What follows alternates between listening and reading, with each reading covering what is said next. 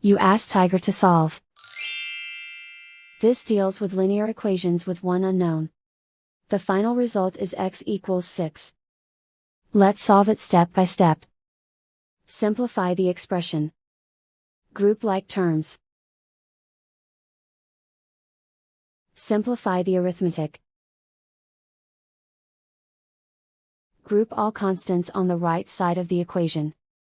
Subtract 16 from both sides. Simplify the arithmetic.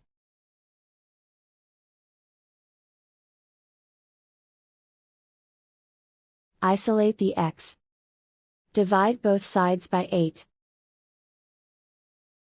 Simplify the fraction.